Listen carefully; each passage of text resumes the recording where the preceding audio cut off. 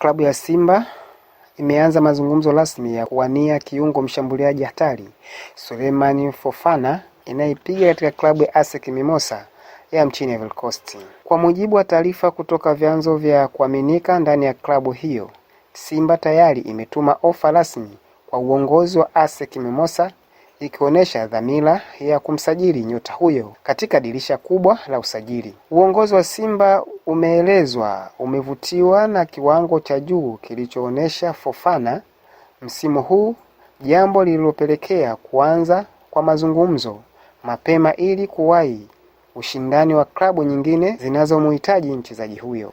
Souleymane Fofana ambaye ni raia wa Ivory Coast amekuwa katika ubora wa hali ya juu ndani ya kikosi cha ASEC Mimosas akicheza nafasi ya kiungo mshambuliaji.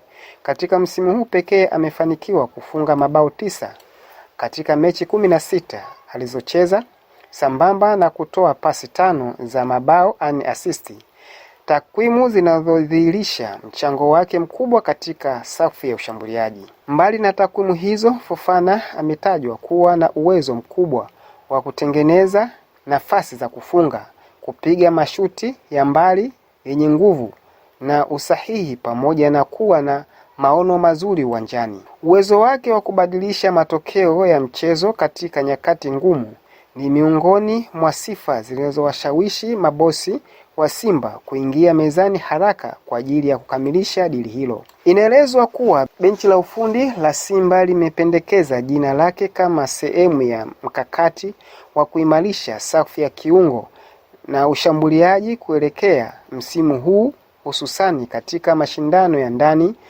na yale ya kimataifa. Simba inalenga kuongeza ushindani ndani ya kikosi chake kwa kusajili wachezaji wenye uwezo wa kuleta tofauti pindi wanapoingia uwanjani. Endapo mazungumzo hayo yatafanikiwa, makubaliano mazuri kati ya pande zote mbili, Fofana atajiunga na Simba kwa mkataba utakaomwezesha kuanza changamoto mpya ndani ya ligi kuu Tanzania bara pamoja na michuano ya kimataifa. Hata hivyo, bado hakuna hatua za mwisho za majadiliano